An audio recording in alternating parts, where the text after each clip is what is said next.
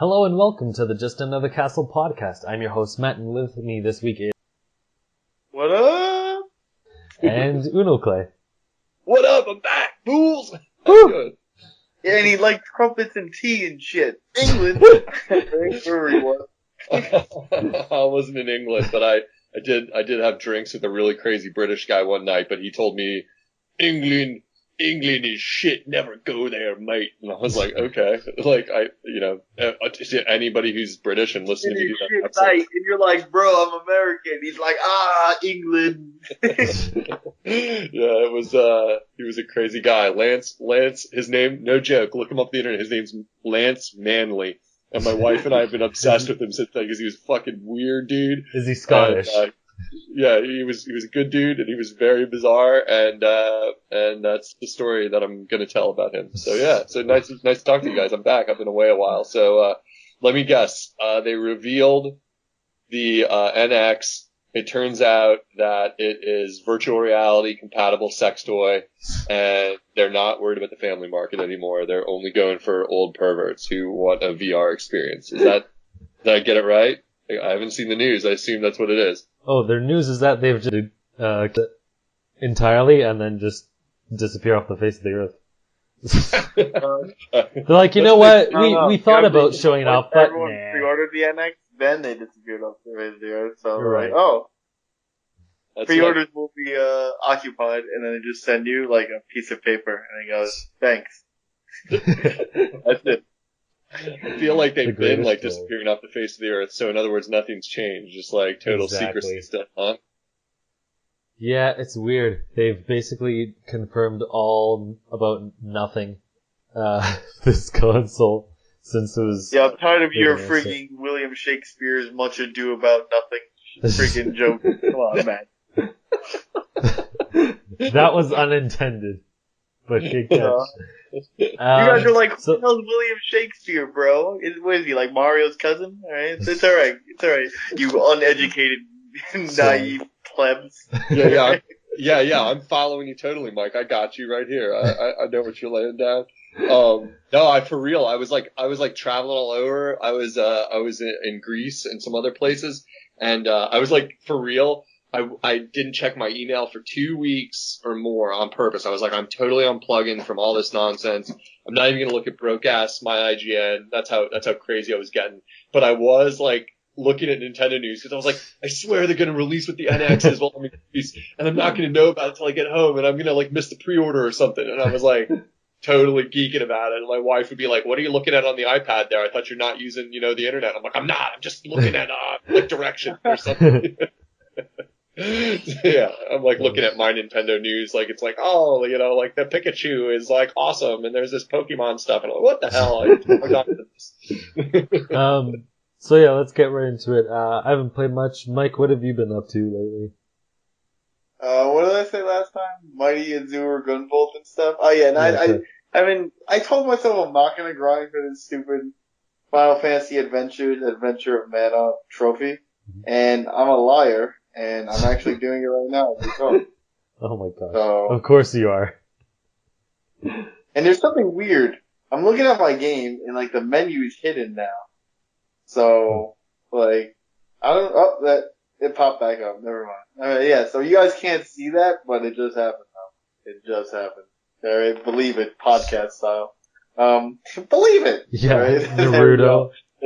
There's my Naruto line. Believe it, guys! Oh! Alright. I thought that sounded more like Mickey Mouse. Believe it! Oh! Believe it! Got I'm Naruto! Oh! And I'm like, nah, it's clearly Mickey Mouse. Alright? But he's gotta reach into all categories now. Alright? Oh gosh. Mickey Mouse with like the Naruto hair and the ninja outfit. Throwing ninja stars and Rasengans and all like. And Clay would only watch Naruto if it was Mickey Mouse, obviously. He's like, oh, I'm a ninja! Goofy, why you? I gotta avenge my family, Goofy! Shadow no Jutsu! Oh my gosh.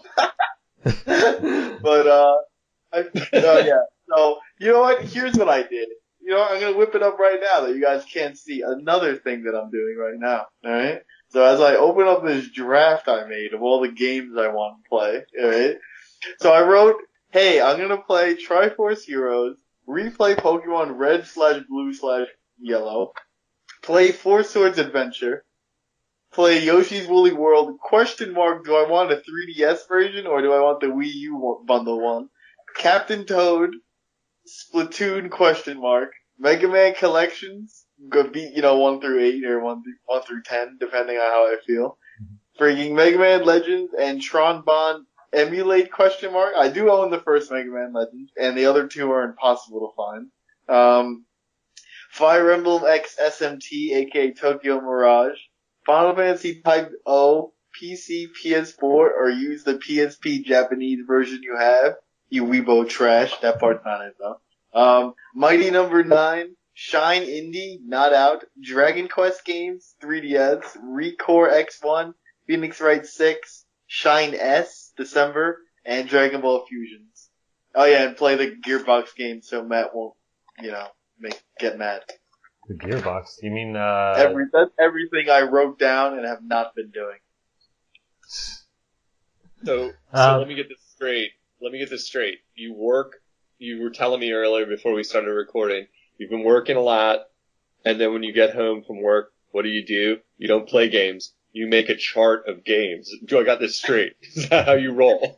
Hey, okay, look, when I get home from work, first off, I eat a snack, okay? Then I go to my computer and I go, man, I should play these games. Oh, look, there's Overwatch and Super Smash Brothers. And, I accidentally already clicked into Overwatch 2 hours later. Alright, I will not turn on this gamepad. Oh, Smash Brothers. And it's like, hey, you can play Xenoblade Chronicles X. You were like 2 chapters in, or 3. And it's like, true, but no. Alright? And then, I'm like, oh crap, I gotta go to bed. Hey, is that a Vita? And then I play that. Man. So, I have to interrupt. While you were listing off the games, I just had to check for a Mickey Naruto because the 2 popular characters, someone must have done it. And of course, the internet has provided. Oh god, it's even worse than I thought it would be. Like, you guys, you don't even want to see this. Like, that's how bad it is. It's literally the first image on Google. It's hilarious. I'm sorry. Go on, Mike. Thanks for poisoning my eyes. Alright, but out of that list of games, any intrigue you? And what's the word? What should I do for Yoshi Woolly World? Alright, I need to know. What do you mean, what should you do do the for Wii U, and I use its HD gloriness and go for that. Actual comfortability? Yes. Or do I go 3DS and I play more Poochie levels? No, you know what I'm saying? don't play the pointless Poochie levels that are gonna be like walk forward and you beat the level. It's not gonna be worth it. Go for HD. Alright, but is that the only thing different? Is that it? I believe so. Oh, no, sorry. All they do is add like an easy mode where you have like dogs that look for the items for you, basically. So. Okay. See, so it's not getting the Donkey Kong Country 3D, Donkey Kong Country Returns 3D treatment, where it's like, yo, this game is not only way better, it controls better on the 3DS, it's made for that shit, but it freaking has the whole mirror world and the extra 8 worlds and the 200%, and, only a real G can do it, and then the one hard Donkey Kong mode. Saying, yeah, no, it basically adds nothing. Do it, but I'm just saying, Yeah, no, basically adds nothing. Like, those Poochie levels aren't going to be anything worth it. And there's plenty of levels, like, just in the game alone, including secret levels, that you'll have more than enough. So just go for HD.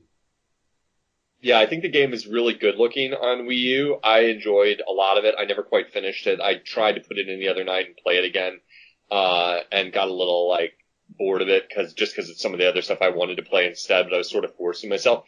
But it is a great game, and it looks really good. So you'll probably appreciate it, I would say, better on a big screen, I would definitely say. So. Alright, cool. Cool. Anything else in my giant list interest you? Mega Man. I don't even remember the list. Yeah. Well, I do have number 9. I do know a game you should play. Guacamelee. Yeah, it's already on the list. I said Gearbox game. So Gearbox. I figured that's what you meant. You said Gearbox, which is Borderlands, but at least freaking Clay. It's it would there. be on my PS3 because I have the PS3, PS2 compatibility, and I have the old collection disc. So it's there on the very bottom of the list, but it's there. Nobody's perfect, man. I mean, if you're not going to shell out, I can claim to have played Mega Man 1 sitting on a carpet when I was a kid. So like, you know me, I'm gonna be a purist about it and say that you should play them on an NES, but, I don't even own Mega Man 4 through, 7 on. Okay, yeah, see, I own Mega Man 8, and I own Mega Man X, but I own Mega Man X 4, X 5. The one that's on, PlayStation, right? Like original. Yeah, see, I have, that's 9 and 10. Those are the ones that are on, like, PlayStation, like, the downloadable ones. But yeah, I had that collection disc for the PlayStation 2. Remember when they came out with the 2 collector's versions? Yeah. They had Mega Man 1 through 8, and then they had Mega Man X through X6. Right. Yeah, I mean, like, I'm planning on some point buying Mega Man 4, 5, and 6 on NES cart, like originals. But, I mean, like, I think 5 is over $100 now for a cart, and like 4 and 6 are for I saw a guy selling 5. There's a big store in Manhattan. I was like, hey, look, Earthbound and Gold Ocarina, they had everything in there, dude. They had everything. I mean, like, you can get, actually Mega Man 4, I think it's 4 and 6, I forget, but for some reason 5 I think is the one that's the most valuable, and I don't know why, but then like, I think 4 and 6 are kind of reasonable as far as these things go. I think they're literally like $40 to $60 carts on eBay, like for no box, kind of thing. So, I mean, I know those prices sound crazy to a lot of people. I mean, if you're collecting retro, my benchmark is like, how much did it cost when it came out originally in, 1980 or 1990? And then what, you do a GDP average between 80 and 2016?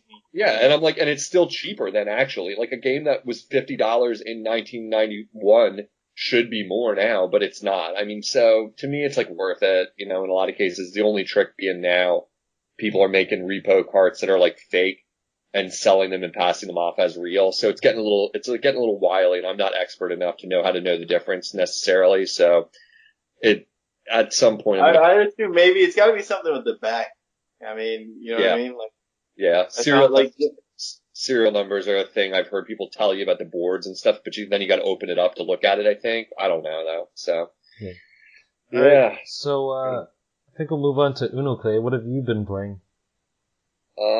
Well, I spent a lot of the time traveling, playing a lot more of a game I've talked about a lot, Terraria. Probably put 20 hours on that, but I've already talked a lot about it on here in past episodes. So more interestingly, I did pick up a very cheap game for 3DS. It's okay. I can give it a like it. If you're into like Metal Slug imitation, it's a game called Gun Slugs. I think it's really cheap. It's like $5 or $6. I think I paid for it on the 3DS store, and I think there's a sequel, Gunslugs 2, that I didn't pick up yet, but it's okay.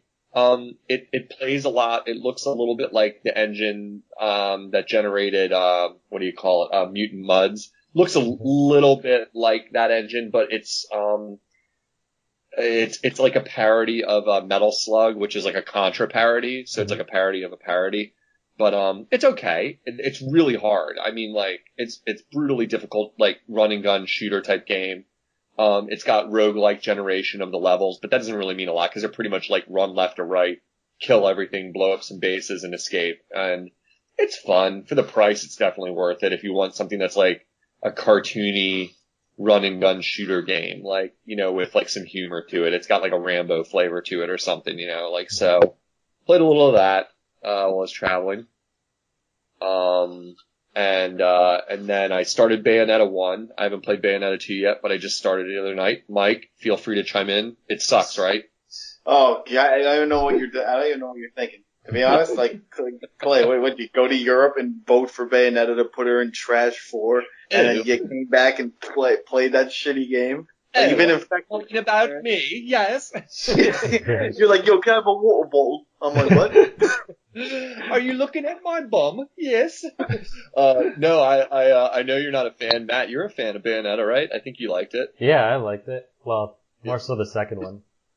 I know you had told me, I think on a previous episode you had said, well, just start with 2 and see if you like it, but I couldn't help my chrono purist nature, and I was like, no, I gotta play 1 first and see the story. The reason I went with 2 first was because I just bought the game and I'm like, I don't want to play one of them and then get sick of it and not want to be able to play the other one and wait like several months.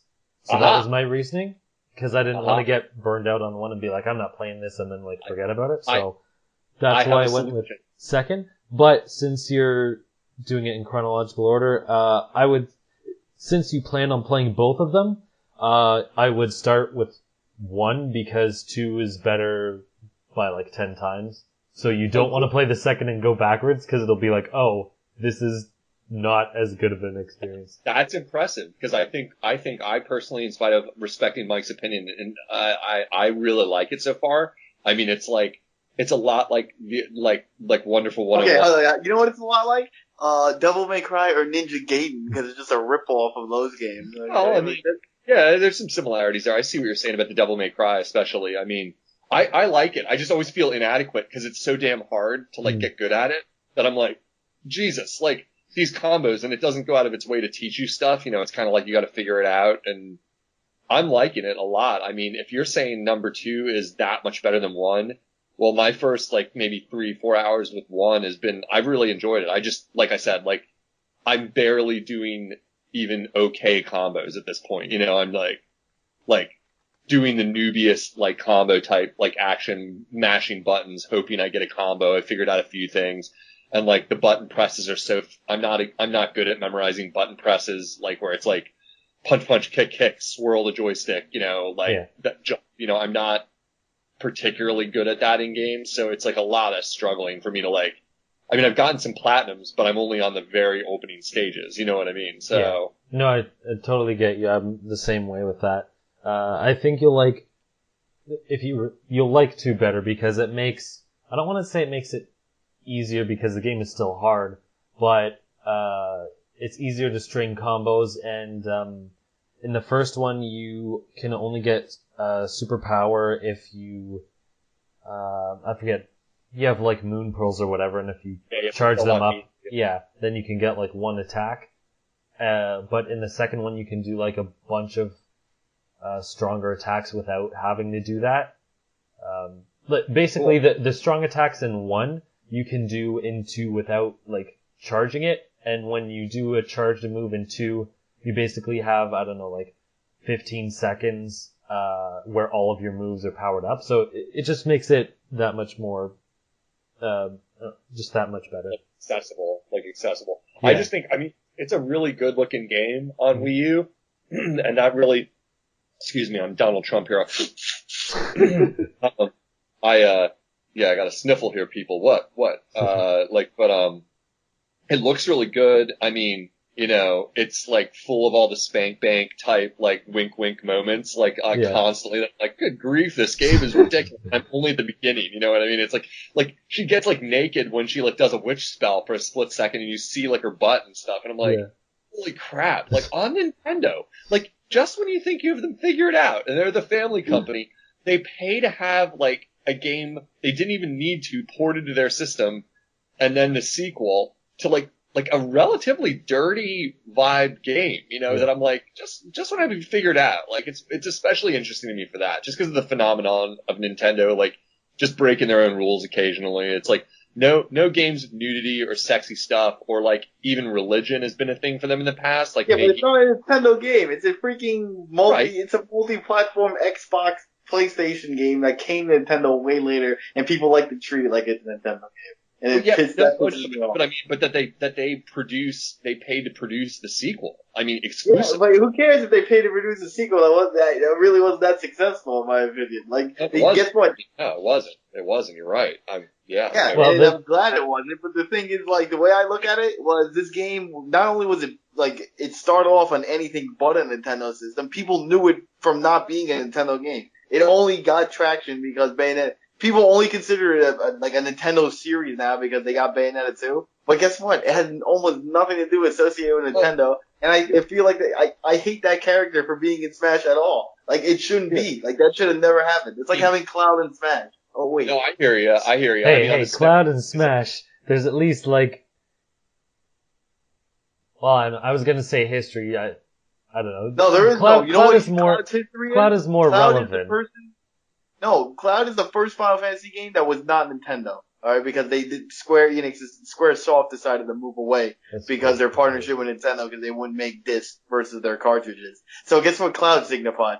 PlayStation, okay, in the beginning and technically era of PlayStation.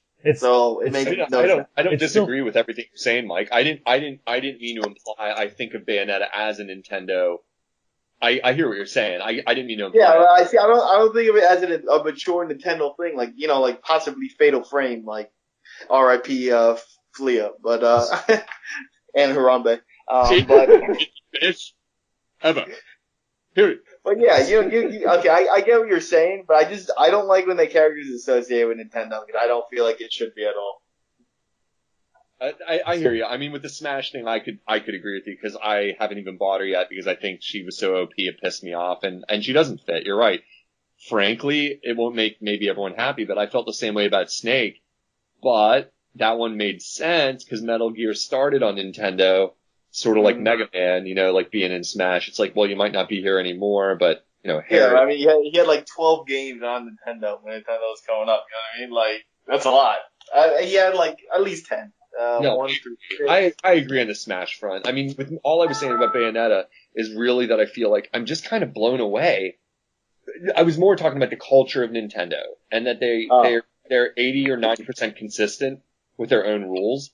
And then they just break them. And then they're just like, oh yeah, well, this game, I mean, maybe it was a desperation move because they were hoping for like an exclusive to sell some systems. That's probably 1/3 of it, you know. But on the other hand, I'm like, they're just crazy. Like when they do stuff like that, I'm like, this makes no sense. Like, why is this game on my Wii U? Like, I don't even get it.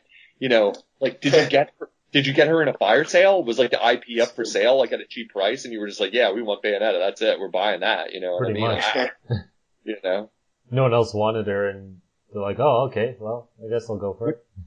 Well, I kind of agree with what Flea said. That thing makes sense. Like, oh man, we're gonna get third party, and people are gonna see us as mature if we get Bayonetta. It's like, not really, but yeah, you know? I think that's a big part of why it's there. Yeah. But anyway, to the point, I'm playing it, I'm liking it. I'll probably be playing it next time we talk. Maybe I'll have a little more to say on it. But my point, Matt, you had said you didn't want me to burn out, or, you know, the idea was that you wanted to play the better one. The funny thing is, like, I thought of that same idea because I do have that habit of, like anyone else, burning out a game. So I actually didn't play Star Fox Guard on purpose because I didn't want to burn out on Star Fox. So I played Star Fox regular, Star Fox Zero, that is. Now I'm playing Bayonetta. Then I'll play Star Fox Guard. Then I'll play Bayonetta 2. So it'll split it up nice. See, I have a spreadsheet just like you, Mike. That one's a little different. We're adults, Matt. You wouldn't get it. You wouldn't get our spreadsheet of games. Oh, I get spreadsheets. Trust me. I'm Mr. Love Numbers and useless. Well, it's not useless. To be clear, you know what we have? We conference call each other and we just send Excel files. We're like, all right after this, we just hang on suits and I'm like, oh, hold on, line 3. Oh, what up, Clay? Man, Mike's on the trip tonight. I did get something cool. I have to make like a retro confessional here. Like my wife for my birthday got me something sick that, but it's a little non-purist. It's a thing called a Super EverDrive. And that's the third thing I've been playing in my final contribution to this sector of the show. Cause, Super EverDrive it's this guy in, I think he's in like Czechoslovakia. I'm not sure where he lives, but he makes handmade cartridges for different systems where he puts the boards in and stuff himself. But what it is imagine this one is a Super Nintendo cartridge, but it's got a slot for a ROM, an SD card, which you can put ROMs on. So what it is sort of like, it's a way to cheat and be retro-ish. Cause you can, like the SNES, like library is just so expensive to collect that even I, like, who's like, I don't care about paying $40 or $50 for a game. A lot of the best games for Super Nintendo are so pricey, and it's not the system that I'm really devoted to collecting as much as NES. So I caved in when I saw this and I learned about it from someone else. And I was like, all right, I'm going to get one of these because, like, for instance, like Dracula X, like Castlevania on Super Nintendo, I think it's like $150. I don't even know what the cartridge costs, but I was like, I'm never going to pay for that. I'm never going to bite the bullet because I'm not sure if I'll like that game. I'm not going to do it. And I'm not, like, at this point in my life collecting SNES in like a major library or anything like that.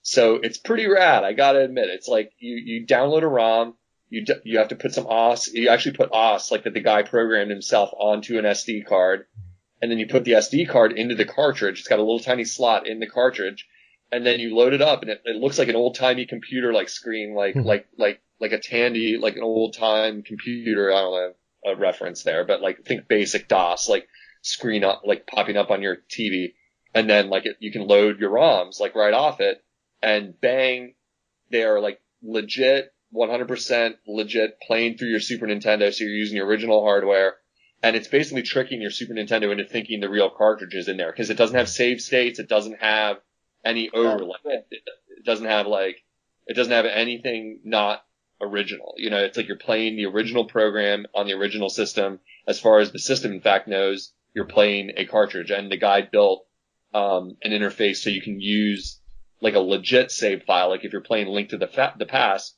you can save your game just like you would have in the game, but you can't save it anytime. You'd have to do it just like the game. So it's pretty sick, you know. So I've been messing with that and getting it up and running. And my plan is just kind of like every month or two download a new ROM. I'm not just going to do a big dump and put all the games ever in the thing at once, because I don't roll like that. I wouldn't appreciate it if I did it like that. So plus you'll never get to them anyway if you do it that way. Like there's so many. What do I start? Oh, none of them. Never mind. Yeah, I mean, well, the main focus was like that. I was like, it's too expensive to buy a lot of the games I want to play. Yeah. So you know, I was kind of like, I'll test it out with a random game that I've heard of, but I don't know anything about it. So that's Legend of the Mystical Ninja, which is a pretty cool game that it's kind of like a brawler, like River City Ransom or something was. But, it's pretty fun. I've been playing that, but then like Dracula X is up first, because I was like, that's what spurred this, because I was like, that game is listed to be one of the best Super Nintendo games, just like Earthbound or something, but I'm never going to buy it, like ever. You know, I've got to play it some other way. I'm never going to pay this price for this game, you know, so it's cool. It's neat. If anyone out there, if you're a retro collector, look it up. It's called Super Everdrive. The guy makes them for other systems. You can look them, he makes them for like a variety of systems, like Sega's, like TurboGrafx, I think, all different stuff. So it's like, you know, if you want to do that halfway, like retro thing, that's like, well, I'm not playing it on a browser window. I'm playing it on the real system, but I'm not rich. You know, like, yeah.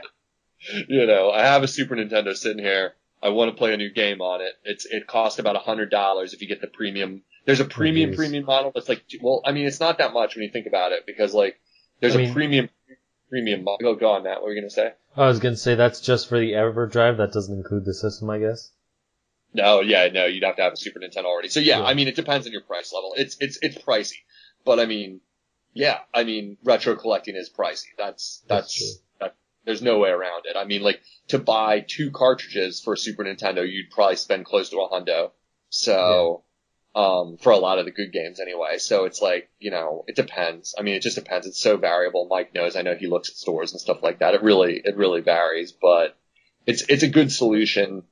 It does. And you know, Matt, if you go to these stores too, like, if, you know, like, say, Super Mario RPG, Legend of the 7, friggin' stars, or coins, excuse me. It's like, say that the front sticker is messed up or it's discolored. It affects the price too. You know what I mean? Like, you don't want like yellowish looking one or like a scratched up one and all that. So it's like, if you're looking to collect the game and you don't care, then you're like, I'm just gonna buy it. But like, you kind of do secretly care, and then they up the price like that. It's crazy. You go to, like, you're like, oh man, freaking, I have like 3 copies of Super Mario World. Then you realize, oh, that game is printed a lot, you know, who cares? Like, then you're like, oh wait, this is the original Super Mario World versus Super Mario World with Super Mario All-Stars attached. And then there's also regular Super Mario All-Stars, you know, you gotta look at stuff like that. Or you gotta look at like, oh shit, Final Fantasy 2, which is Final Fantasy like 4 in Japan or something. You know, like that could be a $90 game, and you're like, what the hell? Like, this game was like $2 at Blockbuster. Why didn't I buy it then? Why am I an idiot? Yeah, it's true. It's true. I'm feeling bad about it. That's why I'm saying it's in my confessional here, because I'm like, now I'm kind of like cheating, and I'm kind of like, you know, but I really had to face the facts. I was like, I go to these retro cons, you know, I didn't go to one on purpose last weekend because I knew I would just drop like $100 like on like NES cards or something, you know, and I was like, no, I'm not going. I'm not going to spend all that money.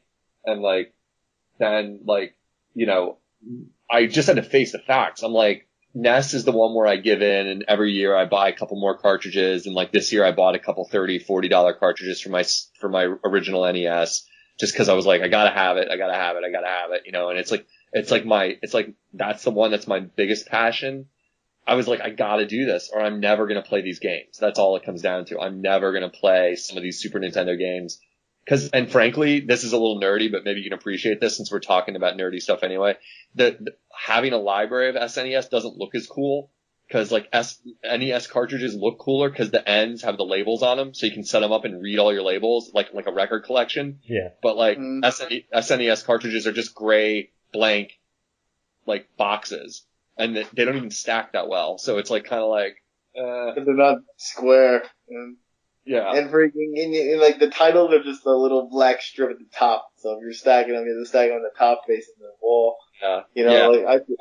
Yeah. The thing is, like, you know what's actually really cool to display? N64 boxes. And those actually, those cost more. If you want to buy a game with the box, it costs more. Those boxes are, like, so if you sell something, like, oh, I want to sell my Earthbound, you could probably get like $80 more bucks if you sell it with the box.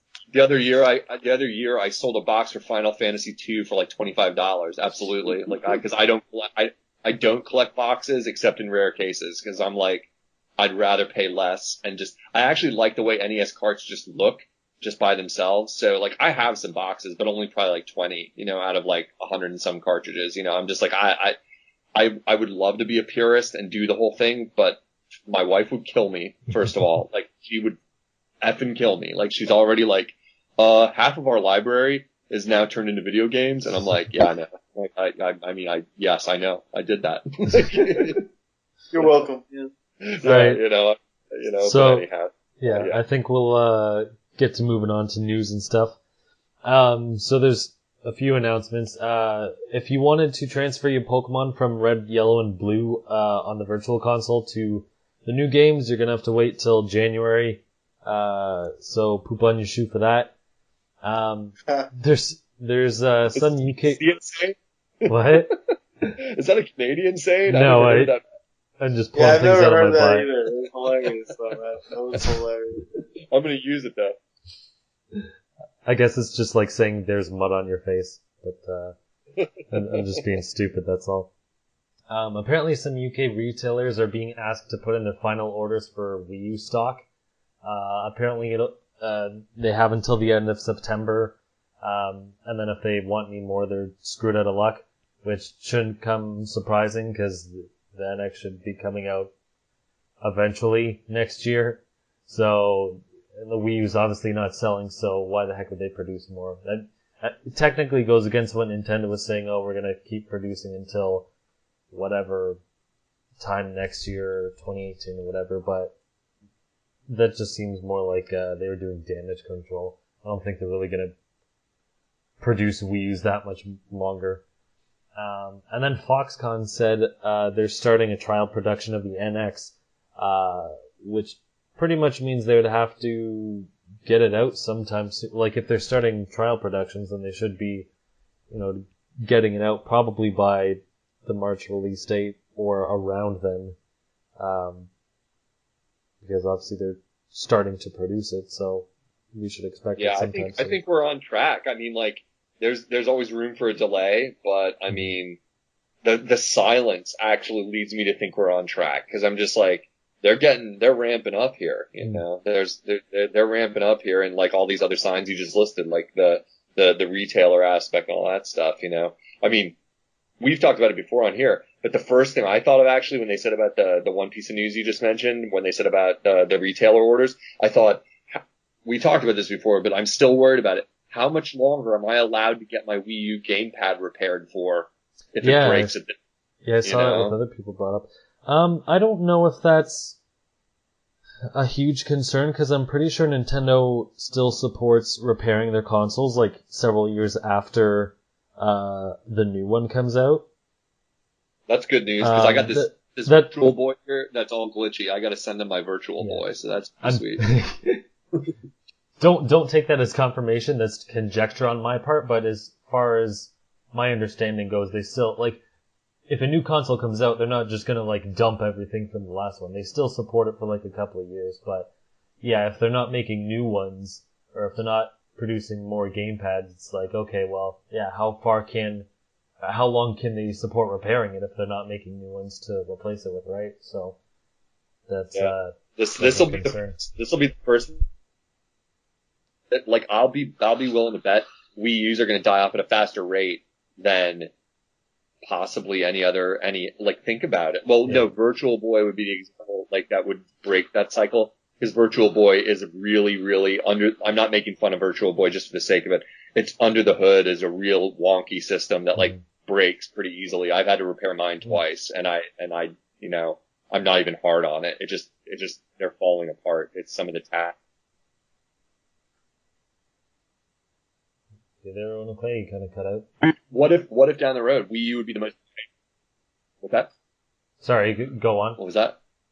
I was gonna say, what if way down the road it would be really ironic if Wii U would end up being the most valuable Nintendo system, because having a working one would be the challenge, because you wouldn't have a screen anymore that would be busted, you know, and it'd be like, oh yeah, like I mean having a perfect tablet would be like the one of the crown jewels of Nintendo or something like that. Mental note to self: treat my tablet better. Yeah, that'd be interesting.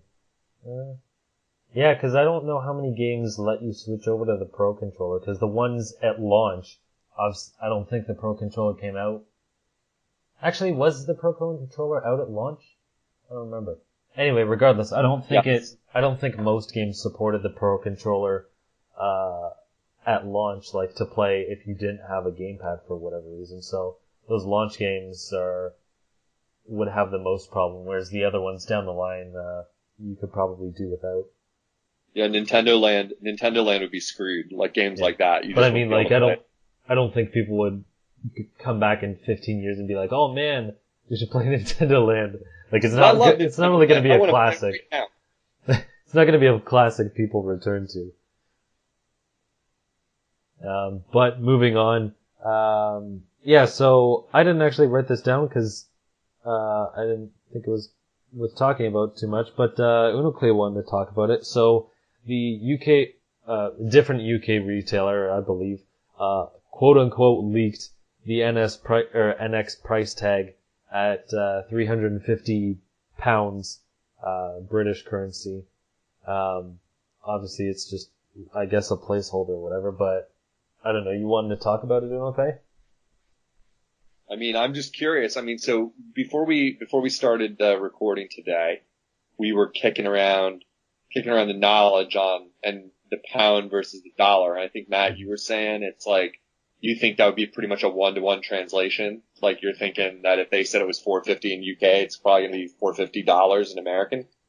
Yeah. So basically, when it comes to UK prices, it's the same number. They just literally change like the pound sign to the dollar sign. It's not like an actual conversion where, let's say in Canada, or in America, the PS4 is like $3.50, whereas in Canada it's like $3.80 or whatever. So where you're in your country it's $300 and here it's like $3.80 or whatever. Like the actual conversion, right. It's not like that with pounds. It's just like, yeah, we're just gonna switch the sign in front of it. You're basically saying, if I'm reading you right, that means it would cost more to British people. Is that accurate? Well, yeah, that's what happened with the It's been like PS4. That forever. Oh. Yeah. Nintendo's like, yo, let's sap these fools. And then while you were there, didn't you notice how games cost more? That's why. Actually, I was in Greece and I looked for a video game store in the two places I was, but I was on islands. I couldn't even find a video game store. I'm not even joking. I looked and I was like, weird. Like, must be what it's like to live in a remote place. Granted, it's beautiful, but you can't get anything here. You know, there's you'd have to order everything and then you'd have to pay import fees and stuff like that. Dude, I live in New York. I go anywhere else and I go, I don't get it. Well, where is everything? And I'm like, oh man, when I was in Maryland for college, I was like, oh man, 10 o'clock, I'm starving.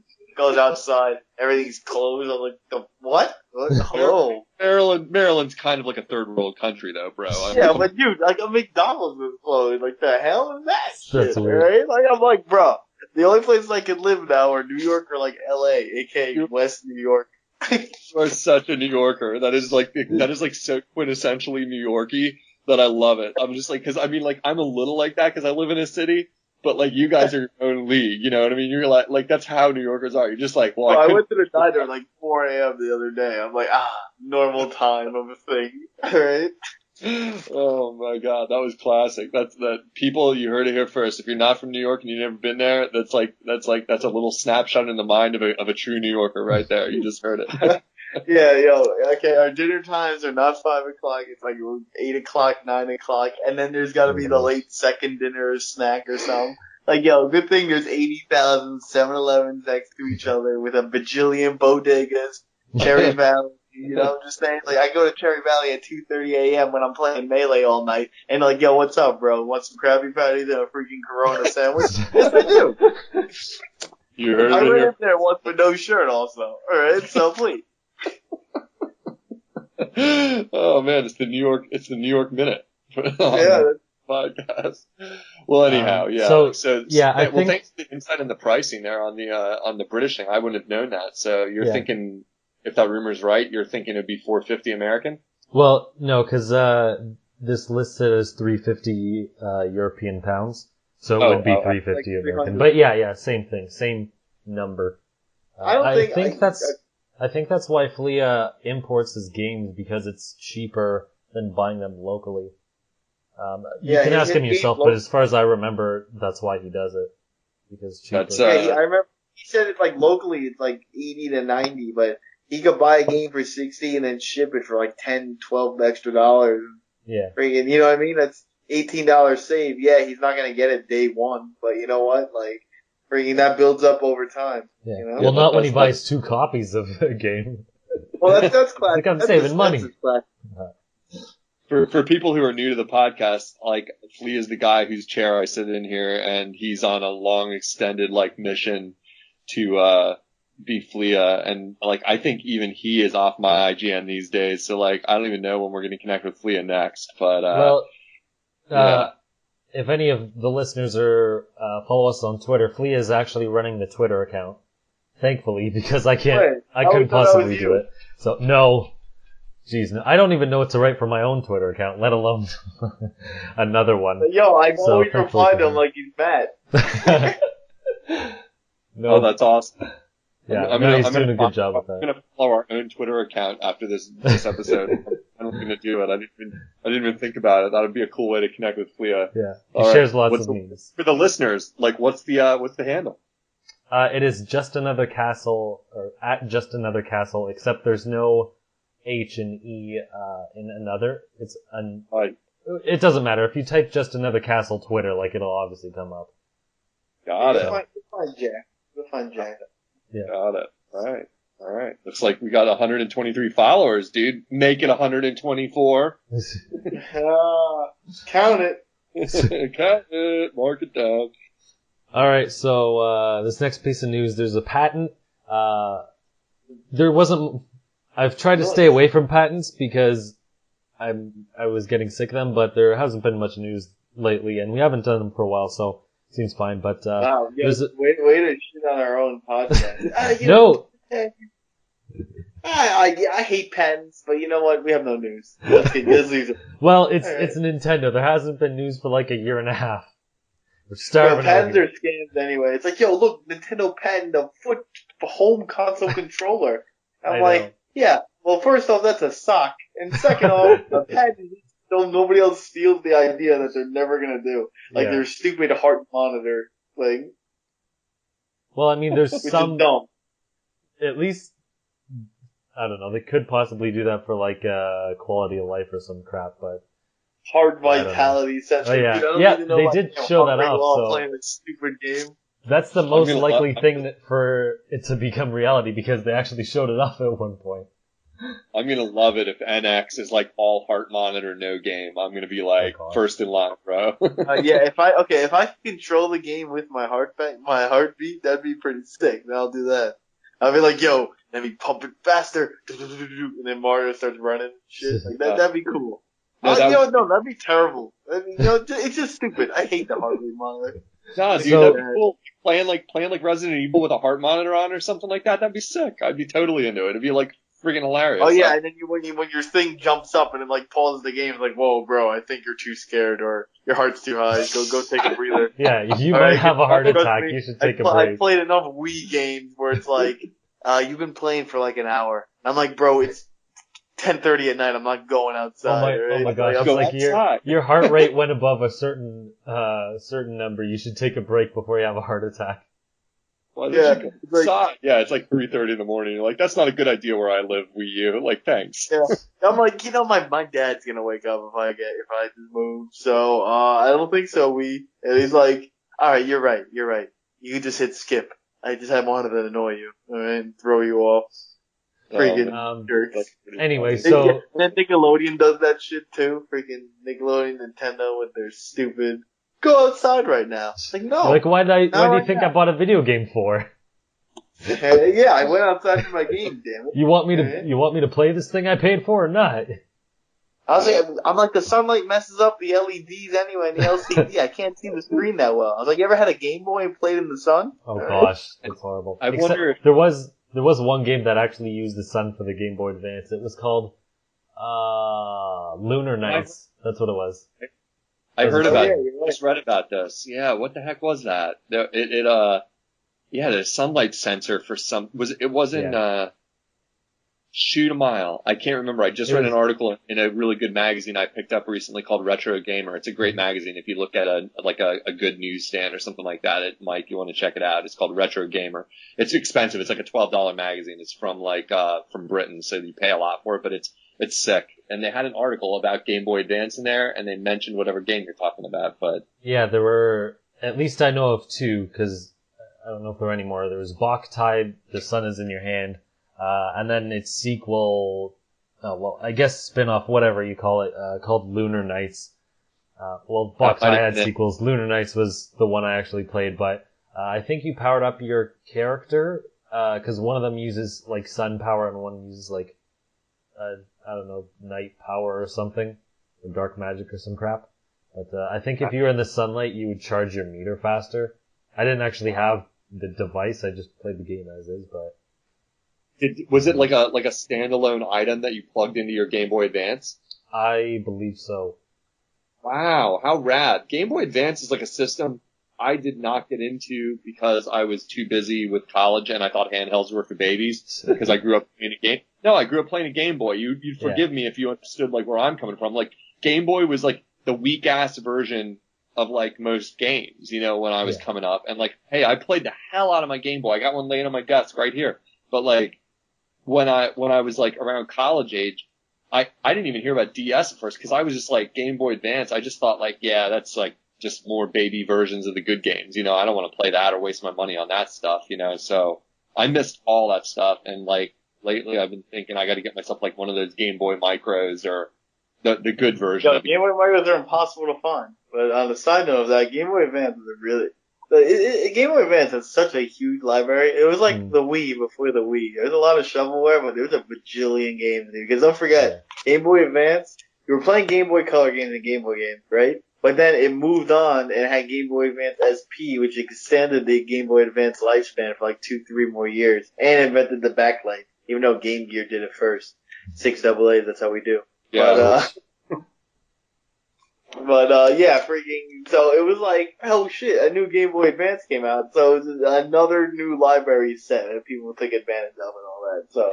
I enjoyed Game Boy Advance. I used to play it when I had braces when I was younger. My dentist used to have Game Boy Advances attached to every like chair, so like you would do your teeth, get to play it, and it would be all like Super Mario Advance 2 or Super Mario Advance, etc. Sick. That's sick. How cool! You went to the coolest dentist of all time. How cool! Yeah, and then outside would be like Tony Hawk Underground and the GameCube and stuff, But yeah, all the chairs had Game Boy Advances plugged in and everything. So. Jeez. Yeah, he knew it was up. Let me, real quick, and then we can move on, because I know we're like kind of getting deviated here with Game Boy Advance, but it is a Nintendo podcast.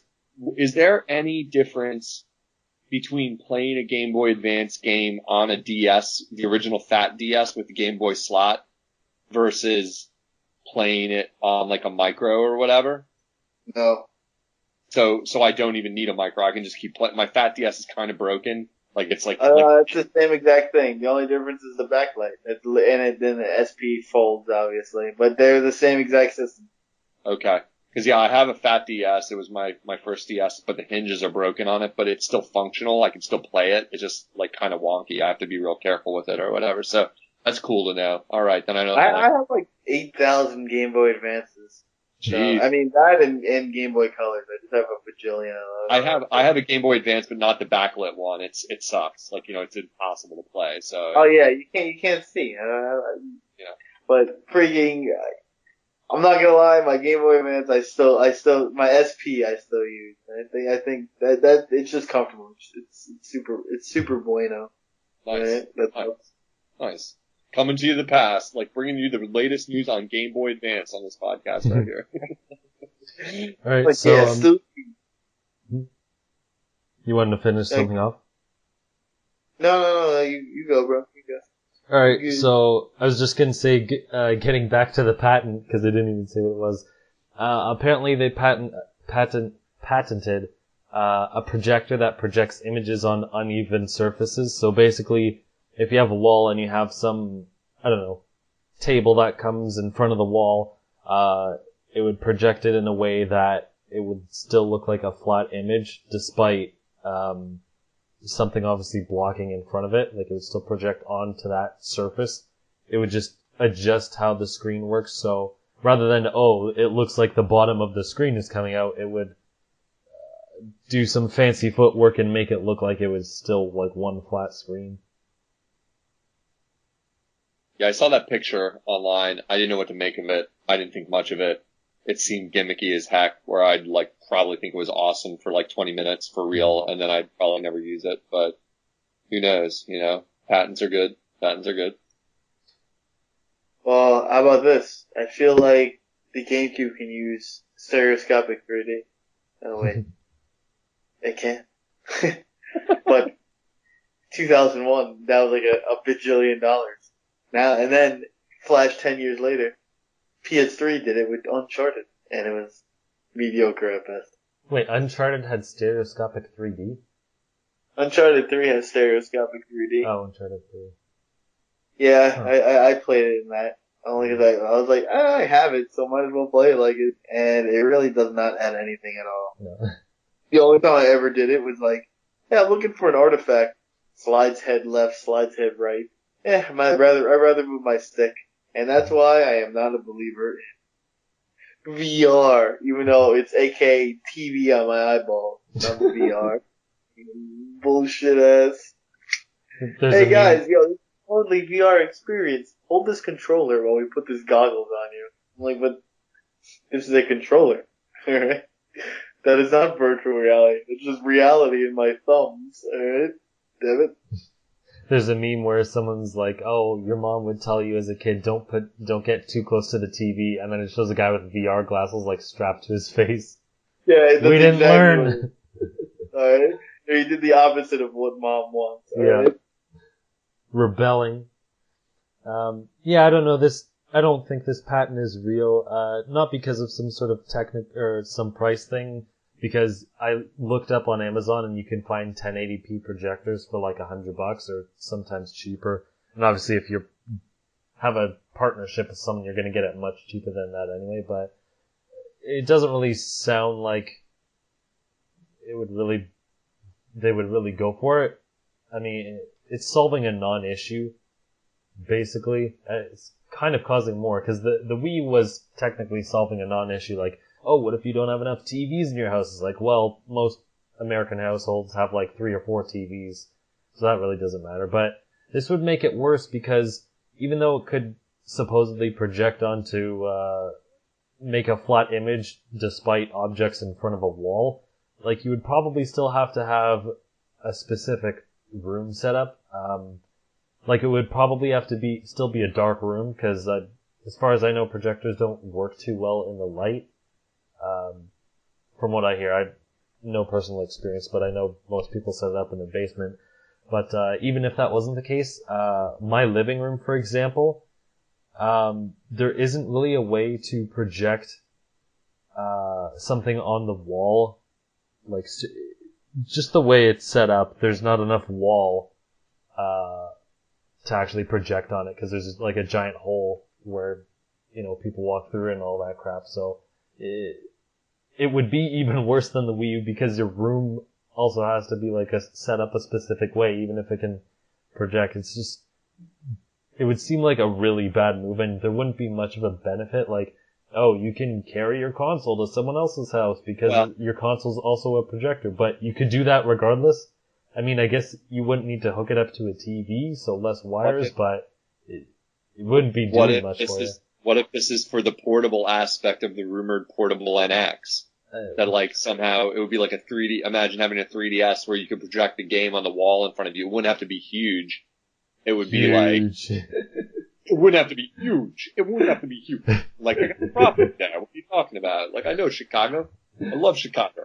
But I mean, like, something like that would be sick I only thought of that just now when you're talking about it. I'm like, yeah, my TV is 48 inches, you know, like, you know, that's not all my hands. But why would I want to play games projected on the wall when I got a nice TV? Sure. But yeah, like, and another thing to think about is like, this would have to be a mighty ass projector to get a very big resolution, because my friend has like a projector in his house, and to get a wall sized like image that have it really big, you know, that we're talking, I don't even know, 70 inches diagonal. I don't even know. It's really, really big, like on his wall. They have to put the projector across the room, and it has to be dark, like you're saying, to get a good image. So it's like, if a technology patent is at all real or even relevant, which I doubt, but just given the fact that we're just hearing about it now, but like, if it was relevant, it would be really awesome if it was the handheld. Like, that would be neat, because I could see that working. I'd be sitting here at my desk and be like, yeah, I'll play some Pikmin 4 or whatever, the new Pikmin Run or whatever the heck the new Pikmin Runner is going to be called, platformer. And you know, but I'd like to see it a little bigger than my handheld. That would be pretty cool. You know, I could get into that. I mean, even with that case, we still have things like Apple TV, so all they would need to do is have, like, package some little mini box with it, and it, I guess, like, wirelessly connects and streams it on your TV or something like that. Maybe just a really long cord or something to your handheld. You could still do it probably better ways than with, like, a projector. Just because a projector would cost, like, if a projector is $100 and then you have the handheld, it's like, that's gonna be like a 3DS situation where it's like, it just feels like a Nintendo type thing though to me. Like AR was like a thing in 3DS. You know, they put like the AR game in there, you know, like the augmented reality game that came with it at startup. Never did much with it until they got Pokemon Go. But hey, better late than never. You know, on a completely different system that is. But it just feels Nintendo-ish to me, because like the whole cord thing, no way. That would be elegant. You know, and like Apple TV, well, that would assume everyone has it, and this is the same. Not the actual Apple TV. I just mean like the way that works as far as like streaming. Gotcha. But yeah. Gotcha. Good point. Yeah, but the projector thing seems like kind of quirky, you know. So I mean, I want to emphasize, I don't think the fact that we only hear about this now, I just don't think it's real. I just don't think it would. I don't think, you know. But so anyway, it's interesting to think about. Yeah. And then I guess we'll do this one last piece and get going. It's not really much news. People are going crazy because the Pokemon company said they'll make games for NX, which, I mean, it was such a generic statement that, basically means nothing. He said, Mike, how could you? We almost went a whole podcast without phones. And it wasn't my phone this time. His quote was, the NX is trying to change the concept of what it means to be a home console device or a handheld device. We will make games for the NX. So it makes it sound like, because this is probably going to be part handheld, that they will put an actual Pokemon RPG on it. But I guess you could try to read between the lines there, but at the same time, like, it doesn't really mean a whole lot.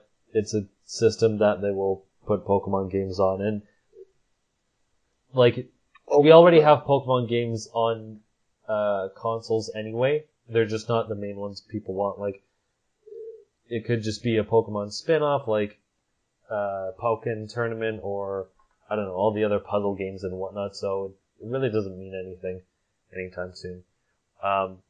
Before you start, Mike, interesting thing is, a rumor not too long ago said we would get a Pokemon game within like the first 6 months of the NX.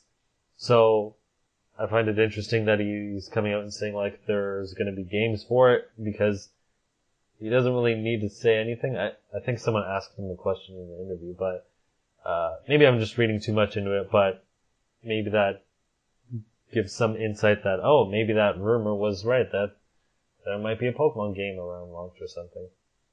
I would think, like, given that I'm not the Pokemon guy, but like the whole world has gone Poke crazy in the last like 2 months, and you guys are such passionate fans, like, I never understand why they wouldn't like leverage that some more for the full console. I know it's better as a portable game, but these are dark times for Nintendo,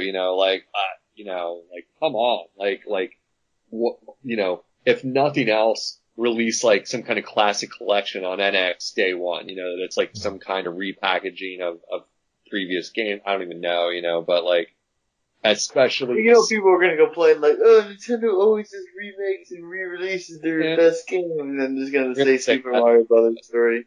They're gonna say that no matter what. So I mean, why wouldn't they do it? I mean, especially if we continue assuming it's a handheld console hybrid. Mm-hmm. It makes perfect sense. Like, bring Pokemon as soon as you can to this system. Pokemon's never been hotter, or at least it's as hot as it's ever been in my perception as a non-player. I mean, there's never been a time in Pokemon history when you had like regular non-gamers talking about Pokemon on this level. I can't think, of a time anyway. So, I don't think it's been this crazy since like it actually came out in '98 or whatever year it was. Yeah, and I mean, way more jives, casuals, and fools are definitely still playing Pokemon Go. But well, that's how you really feel. Yeah, I mean, I'm just saying, like, honestly, like, you're obviously a tool if you're still playing it. But the game is terrible. The entire nation of Japan. Yeah, well, I mean, dude, I live in New York and that game sucks. Okay, I don't feel like I'm catching a Pidgey every time I turn on the game. Alright, it's not fun. And terribly capped. I mean, terribly, like, prolonged. But, yeah, Nintendo would be stupid to miss out on such a big opportunity. And people are always begging for a Pokemon console game. And I've always begged for a Pokemon game that's actually more akin to the show, where it's like, oh shit, like Chrono Trigger type. That's what I always wanted a Pokemon game like. Live action, you know what I mean? But you're still turn by turn basis. You know what I'm saying? Yeah. Yeah, okay, but as long as anybody's ever played Chrono Trigger, they know what I'm talking about. Because I think that would be like the perfect style, because you would have 3 party members out, you're constantly moving. I was like, oh, this would be cool. And if they did like a console game, like with that style, yeah, but console games we get are shitty ass, and like, I mean, Pokemon Stadium mini games are really good, alright? But I don't want to play Pokemon freaking Stadium the battle. That shit's lame. And I don't want to play Pokemon Snap. Hey, look, dude, you took a picture of dirt with Pikachu's foot in it, and that's better than taking a perfect headshot with Pikachu. And I'm like, yeah, you're right. My bad, Professor. You clearly are a professor of photography and not Pokemon. Alright? And people are like, oh, the game's good. And it's like, I don't think there's ever been like a good 3D Pokemon. Like, Pokemon Conquest probably does better than every 3D Pokemon. Right? There were the GameCube ones that were okay. The Gale of Darkness and Colosseum. Yeah. Colosseum smiley face. Yeah, but if they could actually make a Pokemon like adventure like game, heck, I don't know why they've never made a Pokemon like anime game. The anime is so big. Like, I don't know. And they've never wanted to capitalize on that. And like the manga, they can't do that, but the manga is actually super mature and deep and has murder and terrorists, but I don't think they're gonna put that. No. But they can do something with the anime. Yeah, I don't know why, they've put those two things apart. Like, even with Smash Brothers, Mewtwo, he could have had like his Armor Mewtwo costume from the movies, but for whatever reason, well, Sakurai sucks, okay? He also made Donkey Kong not have his DK64 noises and decided to use real monkey noises. Like, boo. What an idiot. But So, I mean, he's yeah, not as I bad don't. as Miyamoto, but, you know. No, he's not Miyamoto. Don't do that. Yeah, I don't know. It could just be that they want to keep all of their different Pokemon properties separate. And be like, here you come. I don't know. It could be an internal culture thing. It could just be some other weird legal reasons. I wouldn't know why. But I've you spitballing. guys, it's like the most complex company ever because it's like owned so many different ways and all that kind of stuff. Like, and Nintendo's only a third owner of Pokemon or something like that. So, yeah. So I would say it's probably all of the above. It's something complicated. And I mean, I don't know. It's done very well on handhelds. Like, so there's, you know, maybe they just see it as like they don't want to go to the river too often. You know, it's like Pokemon's a big hit when it comes out, but if you do that too much, it's going to end up like Mario. You know, it's like where most of us care about Mario, but you still have that feeling of like, do I play every Mario game now? You know, that kind of thing. So, I mean, they have put out games like once a year for the last like 8 years or something ridiculous. Like the game and then the third version and then like the remake and whatever, but right on. Yeah. Well, that's more your realm of expertise, just spitballing there. So. Yeah. Cool. So, I think that about wraps it up for today. You can find me at the Mango Viking on Facebook, Twitter, and YouTube. And if you're into the Smash moderation scene, I did do some voices for some modded characters. You can find that on Game Banana or on Twitter. If you look at my media, whatever, just go on Game Banana and type the Mango Viking and you'll find it. I don't think the modded characters still aren't like really. Well, I guess they're the character meshes over top of other characters. So I don't know. I don't know how many of these characters that I actually voice have been modded in, but I did it for fun. So check it out because it said so. Mike, why don't you tell people where they can find you? Yeah. I mean, yeah, you can find me on Gaming Night Live, on YouTube, or you can find me on that Twitter, Twitch, Joyful Buster. Hit me up. This, Gaming Night Live, I'm in laying low. There hasn't really been much out, cause I'm kinda waiting for, the Pokemans. Try to get that shit early, son, like I did Pokemon, whatever the hell the other one was, X and Y. I'm gonna get that. You guys are gonna be like, what? And I'm gonna be like, word. I have no idea what that meant, but That okay. was word salad. It was a buffet. Yo, you guys just don't get it. Yo, you gotta keep up with these New York, you know what I mean? Like, you gotta keep up. Mike's been having his after work, cocktails, I think, or something to that effect, you know, so that's good. That's good. You gotta have your snacks, bro. Wink, wink. Yeah, all of his popcorn. I know, right? Bro, I'm gonna have the popcorn because there's 2 episodes of regular show I missed. So hurry up and end this, bro. Alright? Come on. Nice. I'm Unoclay, and you can find me at the ever hilariously breaking down my IGN. I'm still on there. I'm like one of like 3 people for real almost at this point. Still hanging there. Like it's pretty much Poor Pig posting something every 10 seconds. And then Game Doctor 1212 or whatever his handle is, and me and 1 or 2 other people saying something here and there, but it's getting pretty crazy in there. And since we started as an IGN type related podcast, it's worth noting that like somebody the other day tweeted at Pear, basically the chief operating officer of IGN, and they said something about it. Are they ever going to fix the problems? And honest to God, someone, Quinta, who's also still around, showed me the tweet, and he said, not too many people use it anymore. It's just a small section of our community, but what's wrong with it? That was the answer, honest to God, in a tweet. He said, what's wrong with it? And it's like, I don't know how to describe when a web page is dying. Like, how do you describe it?